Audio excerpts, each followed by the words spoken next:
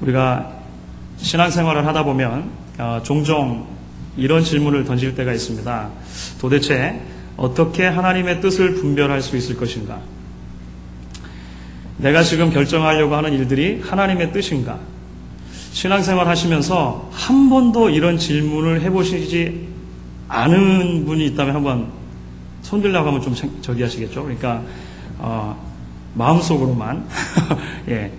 아마 우리가 신앙생활을 하게 된다면 조금 진지하게 우리가 신앙생활을 시작하게 되었을 때 우리 마음속에 종종 어떻게 하나님의 뜻을 분별할 것인가 라고 하는 질문들을 던지게 될 것입니다. 어떤 일을 결정할 때 이것이 하나님의 뜻인 줄 알고 결정했는데 나중에 가다 보니까 일이 잘 풀리지 않게 될 때 그게 아니었나? 혹시 그런 생각들 해보신 적 없으십니까? 평소에 아무렇지도 않았는데 그냥 잘 살고 있었는데 내가 잘 알고 있는 어떤 분이 그분이 목사님이라든지 뭐 이런 분들이 갑자기 전화를 하신 거예요. 그래서 말씀하시기를 내가 기도를 딱 해보니까 지금 이 시점에서 타주로 이사를 하는 것이 하나님의 뜻인 것 같아. 뭐 이렇게 얘기를 하면 이제까지 아무렇지도 않았는데 갑작스럽게 마음속에 고민이 되어지고 조금 혹시 정말 그런 것인가 이런 생각이 들지 않느냐라고 하는 것입니다. 사실 성도들의 삶에 있어서 하나님의 뜻을 분별한다고 하는 것, 그렇죠? 하나님의 뜻을 따라 살아간다고 하는 것은 굉장히 큰 주제임에 틀림이 없는 것 같습니다.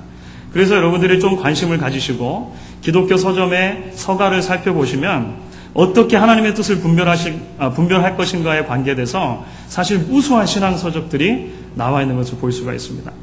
오늘 우리가 짧은 시간에 하나님의 뜻을 분별하는 방법에 대해서 모든 것을 다 살펴볼 수는 없을 것입니다. 하지만 우리는 특별히 성경 가운데 두 사람의 이야기를 잠깐 나누어 보려고 하는 것입니다. 우리를 앞서갔던 믿음의 선배들 중에 두 부류의 사람의 이야기를 같이 살펴보면서 하나님의 뜻을 분별한다고 하는 것은 도대체 무엇인가? 어떻게 우리는 조금 더 하나님의 마음을 알고 하나님의 뜻을 잘 분별할 수 있게 될 것인가? 뭐 이런 문제들을 조금 살펴보기를 원하는 것입니다. 오늘 우리가 함께 읽은 두 신앙인들의 이야기 가운데 우리는 하나의 공통점을 발견하게 됩니다. 적어도 오늘 우리가 읽은 본문 가운데서 이 두 신앙인은 우연에 해당하는 어떤 일을 만나게 되었습니다. 그리고 그 우연에 해당하는 일에 대해서 해석하기 시작했고요. 그 우연 속에서 필연을 발견했습니다. 그리고 그것이 하나님의 뜻인 것처럼 생각하고 결정을 하게 되는 모습을 보게 된다고 하는 것이죠. 여러분들, 우연이라고 하는 것은 사전적인 정의를 보면 이런 것입니다.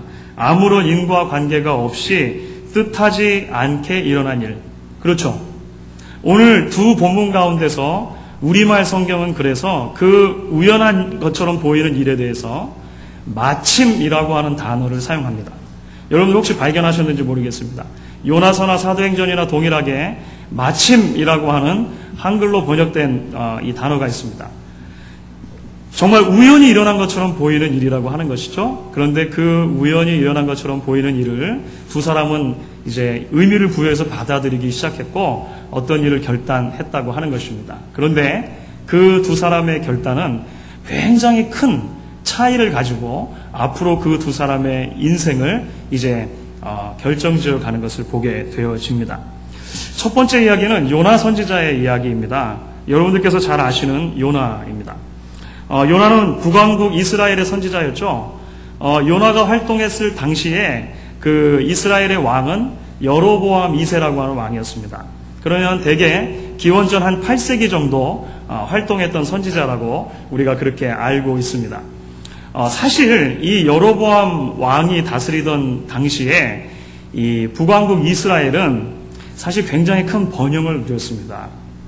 그래서 혹자는 왕국이 나눠지기 전에 가장 강성했던 시기라고 할 수 있는 다윗과 솔로몬의 시기에 이 여로보암 2세 왕의 시기를 견주기도 합니다. 그런데 문제가 있었어요. 그 문제는 무엇이었냐면 아수르라고 하는 나라였습니다. 아수르는 사실 이스라엘 주변의 국가들 가운데 가장 강력한 초강대국이었습니다. 그래서 주변의 나라들을 계속해서 침공하기 시작했고 주변의 나라들을 괴롭히는 그런 역할을 이 아수르라고 하는 나라가 했다는 것이죠. 그리고 이스라엘도 이 아수르의 그 침공에서 자유로울 수 없었습니다. 이스라엘을 이 아수르라고 하는 나라가 제일 처음 침공한 것은 사실 요나 선지자의 시기보다 거의 100년 전 일입니다. 그러니까 100년 전부터 계속 괴롭혀왔던 거예요. 그래가지고 계속 몇 차례에 걸친 침공이 있었고 요나 당시에는 그래서 북왕국 이스라엘이 이 아수르에게 조공을 바치면서 눈치를 보고 있었습니다. 여러분 조공을 바치는 게 뭔지 아시죠? 이게 형님 나라로 섬기는 것입니다. 큰 나라를 형님 나라로 섬기면서 이렇게 그 선물을 해마다 보내는 그런 일을 했다고 하는 것이죠. 그러던 어느 날이죠. 그러던 어느 날 이 요나에게 하나님의 말씀이 임했다라고 성경이 말하는 것입니다. 그 하나님의 말씀이 무엇입니까? 자신이 볼 때는 지금 원수같이 생각되는 그 아수르 제국의 수도 니느웨로 가서 그 니느웨에게 하나님의 말씀을 전하라고 하는 거예요. 회개의 메시지를 선포하라고 하는 것입니다. 요나가 이게 좋았겠습니까? 싫었겠습니까? 단순한 것이죠. 만약에 일제시대 때 조선인 어떤 목사님에게 핍박을 받고 있는 그 조선인 목사님에게 일본의 수도인 동경에 가서 하나님의 말씀을 전하라 라고 하는 것과 비슷하지 않겠어요? 그래도 별로 감이 안 오시면 예, 그런 겁니다. 그러니까 여러분들 그렇기 때문에 요나의 입장에서 보면 하나님의 말씀을 듣고도 자신의 귀를 의심할 수밖에 없었을 것입니다. 이게 정말로 하나님 말씀하신 게 맞나? 어떻게 하나님께서 원수와 같은 아수르 제국의 심장부인 그 니느웨에 가서 하나님의 말씀을 전하라고 하신 것인가? 라고 하는 거죠. 요나는 도망가기 원했습니다. 요나는 도망가기 원했어요. 이건 아마 하나님의 말씀이 아닐 거야. 도망가기를 원한 것입니다. 그래서 니느웨와 가장 먼 지점에 있다고 생각되는 정반대라고 생각되는 다시스라고 하는 동네로 도망하기를 원했고 그래서 어디로 간 것입니까? 배를 타기 위해 요빠라고 하는 항구 도시에 이제 요나가 간 것입니다. 그런데 그 요빠에 요나가 도착했을 때 어떤 일이 일어났습니까? 오늘 성경은 마침 그렇죠. 마침 다시스로 가는 배가 거기에 딱 온 거예요. 요나가 어떻게 생각했습니까? 그러면 그렇지. 그런 거죠. 어린 시절에 어머니께서 심부름을 시키십니다. 가게 가서 뭐 좀 사와라. 콩나물이라든지 두부라든지 이런 거 이제 그 아이들에게 시키지 않습니까? 근데 가기가 정말 싫은 거예요. 왜냐하면 TV에서 재밌는 만화 영화를 하기 때문이죠. 그래서 너무너무 가기가 싫은데 억지로 가려고 문을 탁 열었는데 소나기가 예, 앞이 보이지 않을 정도의 소나기가 막 내리는 거죠. 그럴 때 마음에 안도감 그런 경험들 안 해보셨습니까? 역시 하나님은 나를 사랑하시는구나. 예, 그런 안도감이 생긴다는 거죠. 요나에게 있어서 바로 이런 것과 같은 것입니다. 이게 하나님의 뜻인가 아닌가? 잘 확신이 서지 않았을 때, 이게 정말로 하나님이 말씀하신 게 뜻이 맞을까? 마음속에 계속해서 의심하고 생각하고 있을 때, 마침 거기에 다시스로 가는 배가 정박해 있었다라고 하는 것이죠. 그래서 그 배를 타고 이제 역시 하나님은 나를 사랑하시는가 보다 하고 출발을 했다는 것입니다. 그런데 그것은 하나님의 뜻이 아니었습니다. 그렇죠. 우리가 요나서를 통해 보게 되는 것은 무엇입니까? 요나를 기다리고 있는 것은요, 풍랑과 큰 물고기였습니다. 여러분, 두 번째 이야기는 그로부터 대략 800년 후에 일어나는 이야기입니다. 사도행전 17장은 800년 전에 요나가 다시스로 가는 배를 타기 위해 내려갔던 그 항구 도시 요빠이죠. 요빠. 다시 한번 이 요빠라고 하는 이야기를 꺼내고 있습니다. 그 요빠에 머물고 있는 한 사람의 이야기죠. 그게 누구입니까? 베드로입니다. 사실 사도행전 10장 전체를 살펴보시면 지금 베드로는 여러 지역에서 복음을 전하다가 욥바라고 하는 도시에 다비다 또는 도르가라고 이름하는 여인이 있었는데 그 여인이 많은 자비를 베풀었는데 죽었습니다. 그래서 많은 사람들이 그 죽음을 안타까워하고 있을 때 베드로가 욥바까지 내려가서 그 다비다를 살려주는 그런 일이 있었어요. 그리고 나서 잠시 동안 그 욥바에 이제 가죽 장사를 하는 그 시몬이라고 하는 사람 집에 머물고 있었습니다. 오늘 그 10장 말씀해 보시면 10장에 쭉 읽어보시면 피장이 시몬이라고 하는 사람이 가죽 장사를 하는 시몬 이렇게 이해를 하시면 되겠습니다. 그 집에 머물고 있는 시몬 어느 날 그 시몬이 그 베드로죠. 그러니까 베드로가 그 평소의 관습을 따라서 이제 지붕에 올라가서 기도를 한 것입니다. 베드로가 기도를 하는데 어느 날 환상을 보게 된 것이죠. 그 환상은 어떤 것이었습니까? 하늘에서 그릇이 내려오는 거예요.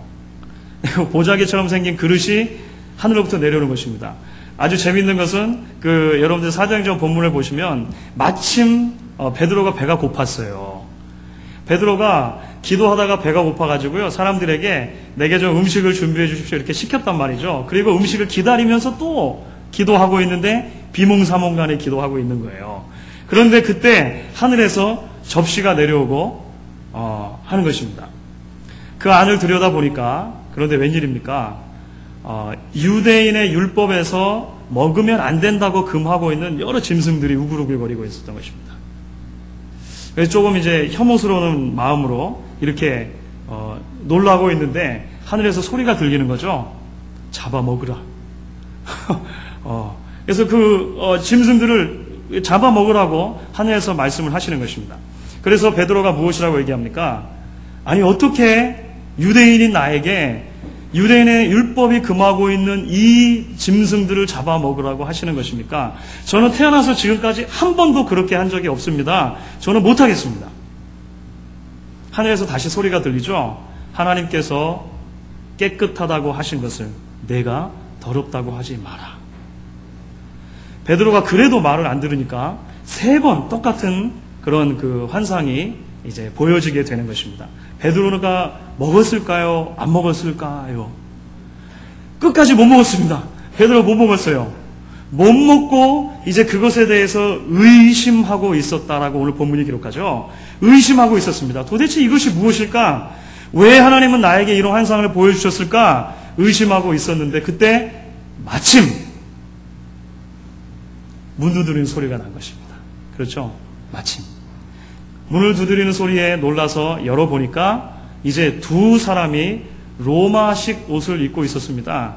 그리고 그에게 이렇게 이야기하는 것이죠. 우리는 가이사랴라고 하는 곳에 있는 로마 장군 고넬료가 보낸 사람들입니다. 우리 주인이 어느 날 기도하는데 천사가 나타나서 욥바에 있는 베드로를 데려다가 하나님의 말씀을 좀 들으라고 그렇게 말씀하셨습니다. 우리가 그래서 온 것입니다. 같이 가주시죠. 베드로는 때마침 찾아온 그들의 말을 듣고야 자신이 본 환상의 뜻을 이해할 수 있었습니다.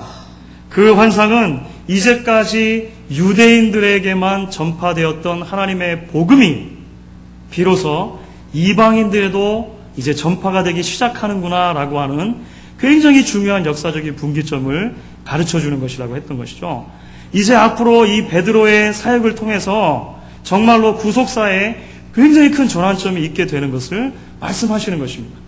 이 마침 찾아온 사람들의 이야기를 통해서 이것이 하나님의 뜻이구나라는 것을 확인할 수 있었고 결단했고 찾아갔고 하나님의 역사에 구속사에 큰 전환점이 되는 한 페이지를 베드로가 이제 쓰게 된다라고 하는 것입니다.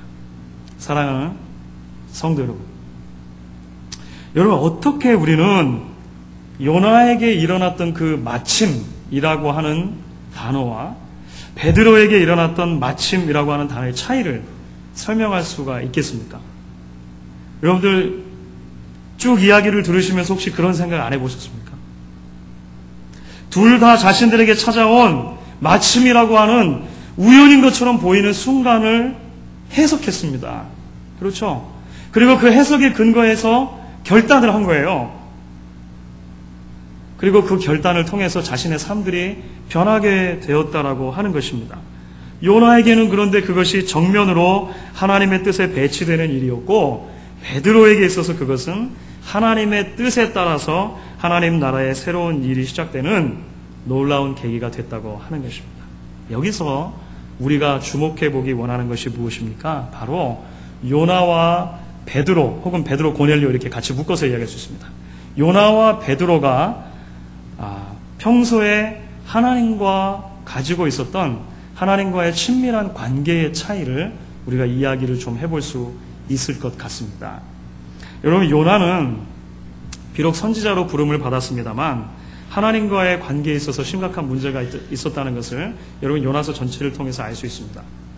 요나의 가장 큰 문제점은 무엇이었냐면 하나님을 오해한 것입니다. 하나님의 성품을 오해한 것이에요.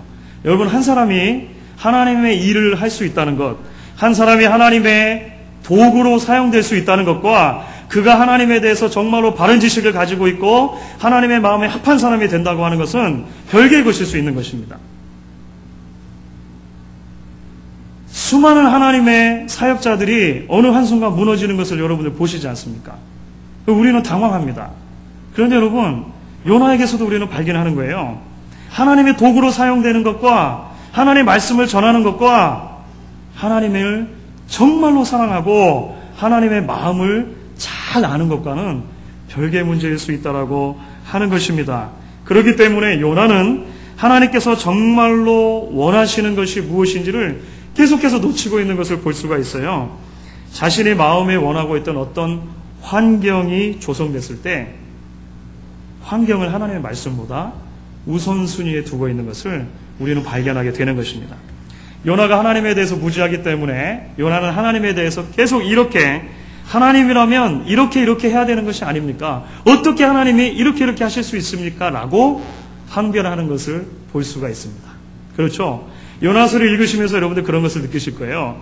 하나님이 공의의 하나님이라면 어떻게 저 죄악 많은 아수르 백성들에게 하나님 말씀을 전하라고 할 수 있습니까?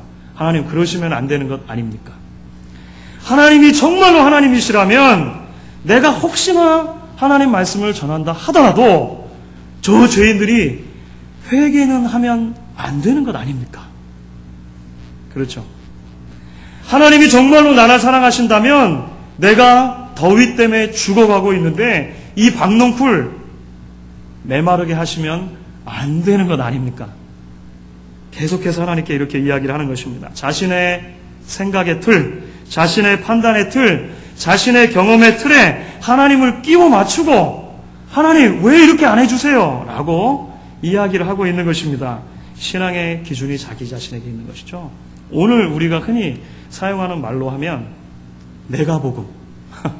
우리 가끔 그런 농담으로 그런 말씀 하시죠. 내가 복음. 요나를 움직여가는 원동력, 신앙의 근거는 내가 복음이었다라고 하는 것입니다. 그렇기 때문에 여러분 요나서를 마지막까지 읽어보시게 되면 사실 하나님께서 정말로 변화시키시고 싶은 한 사람이 있습니다. 여러분, 그것은 니느웨가 아니었어요. 니느웨보다도 훨씬 더 고짐스럽고 훨씬 더 하나님 앞에 자기 자신을 꺾기 싫어하는 요나를 하나님께서는 사실 타겟으로 삼고 계셨던 것입니다.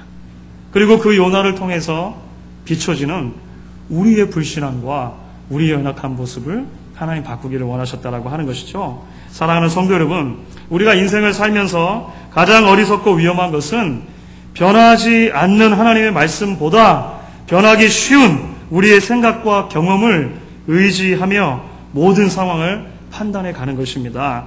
내 생각과 판단대로 내 가치의 틀에 하나님을 가두고 하나님 말씀마저도 재단하는 우리의 신앙의 문제라고 하는 것이에요. 그래서 어떤 목사님께서 요나서를 설교하시면서 이렇게 말씀하셨습니다. 여러분, 신앙생활에서 가장 걸림돌이 되는 것이 무엇인지 아십니까? 바로 요나입니다.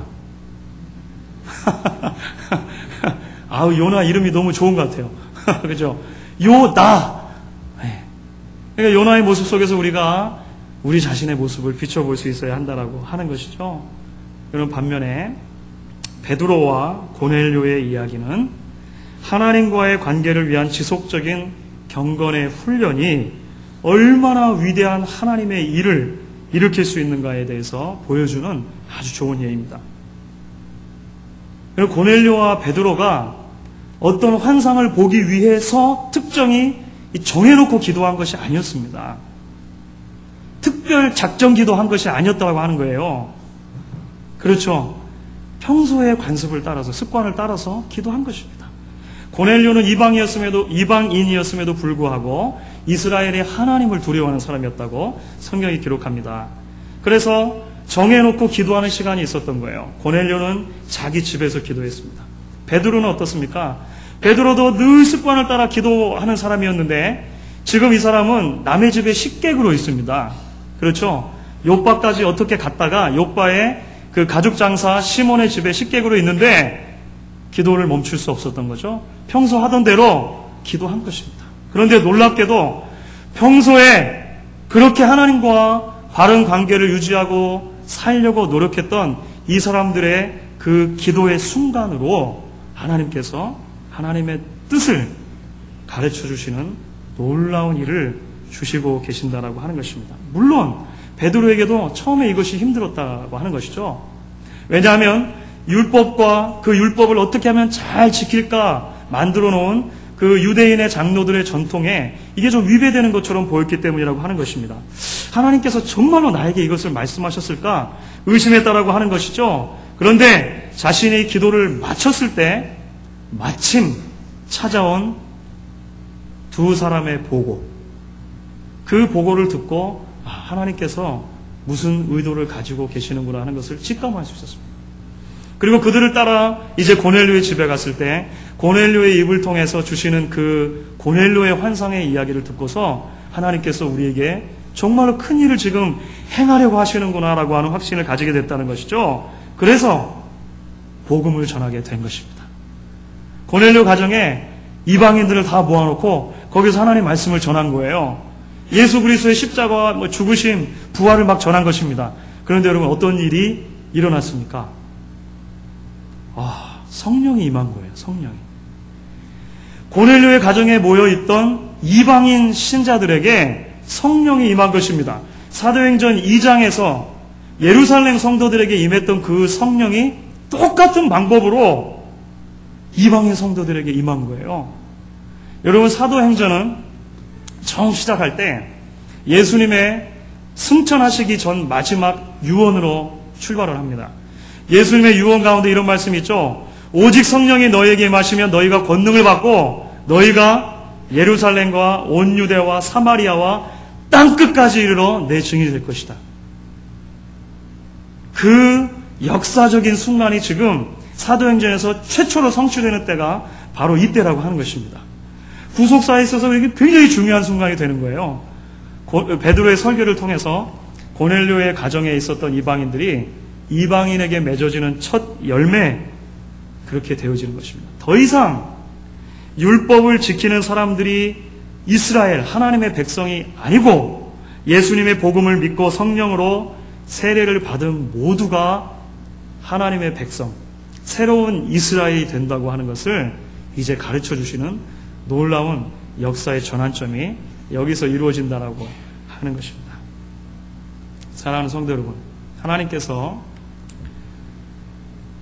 마치 목자가 양을 인도하듯이 우리의 삶을 인도해 주기를 원하고 계십니다. 여러분 그 사실을 믿으십니까? 하나님께서는 목자가 양을 인도하는 것 같이 우리의 삶을 인도해 주기를 원하고 계세요. 그런데 문제는 무엇입니까? 우리가 하나님의 인도를 받기 위해 끊임없이 하나님의 양으로 남아 있어야 한다는 것입니다. 그리고 양이 주인의 음성을 듣고 주인을 따라가는 것처럼 우리가 주님의 음성을 듣고 따라가야 할 필요가 있다라고 하는 것입니다. 특별히 매일의 삶 속에서 하나님과 교제하는 바른 관계를 통해서 하나님의 성품을 알아가고 하나님의 마음을 품고 그래서 하나님을 닮아가는 작업을 통해 우리의 영혼의 촉수가 민감해져야 할 필요가 있다라고 하는 것입니다. 몇 해 전에 저희 위에 두 아들이죠. 우혁이, 우찬이가 동네에서 하는 그 야구, 한 시즌 그 야구를 한 적이 있습니다. 그때 제가 첫 번째 그 큰아들 이제 이 야구 연습하는 첫 시간에 데려가가지고 이제 어떻게 연습하나 이렇게 보다가 제가 굉장히 큰 충격에 빠졌습니다. 왜냐하면 저희 어렸을 때 야구하면 그냥 대충 하는 거잖아요. 동네에서 그냥 모여가지고 뭐 이렇게 그렇게 했던 기억이 나는데, 아니 초등학교 아이들을 모아놓고 야구를 시키는데요. 뭐 이것저것 연습시키다가 이제 수비 훈련을 하는데 이런 걸 하는 거예요. 첫날에 하는데 이런 걸 하는 겁니다. 얘들아, 너네 한번 잘 생각해봐라. 지금 투아웃이고 주자가 1루에 있고 지금 내가 공을 2루와 3루 사이로 치면 공을 잡는 사람이 어디로 먼저 공을 던져서 아웃시키는 게 편하겠냐? 여러분 무슨 말씀인지 하나도 이해가 안 되시죠? 그런데 이런 훈련을 시키더라는 거예요. 야구를 하는데 첫 시간에 이런 훈련을 비롯해가지고 여러 가지 가능한 변수에 대해서 이야기를 해주면서 이럴 때는 어떻게 할 거냐, 저럴 때는 어떻게 할 거냐, 진짜로 해보자, 이렇게 하는 겁니다. 제가 굉장히 큰 충격을 받았습니다. 그러면서 제 마음속에 어떤 장면이 떠올랐냐면, 프로야구 선수들이 플레이하는 그림 같은 장면이 머릿속에 탁 떠오르더라고요. 어렸을 때부터 그렇게 인에 박히게 몸에 그냥 습관에 젖도록 계속해서 연습을 하다 보니까 이 나중에는 생각하지도 않아도 몸이 먼저 움직여가지고요, 그림 같은 플레이를 만들어내는 거예요. 정말 공이 날아오는 0점 몇몇 초의 순간 있지 않습니까? 야구를 별로 안 좋아하시는 것 같은데 지금 제가 예를 잘못 들었나요? 예, 0점 몇몇 초의 순간에 프로야구 선수들은요, 공을 잡자마자 정말 생각할 시간도 없는 것 같은데 이미 공이 던져지고 있는 거예요. 그래가지고 연결이 돼가지고 아웃이 탁 되는 순간, 우와, 뭐 그런 거 여러분들 보이지 않으세요? 예. 훈련을 하다 보면, 연습을 하다 보면 그것이 내 몸에 자연스럽게 익어져서 마치 본능과 같이 그 수비를 지금 해내고 있다라고 하는 것입니다. 하나님의 뜻을 발견하는 것과 연관해서 성도들에게 매일매일 하나님과의 관계가 중요한 것이 바로 이 때문이죠.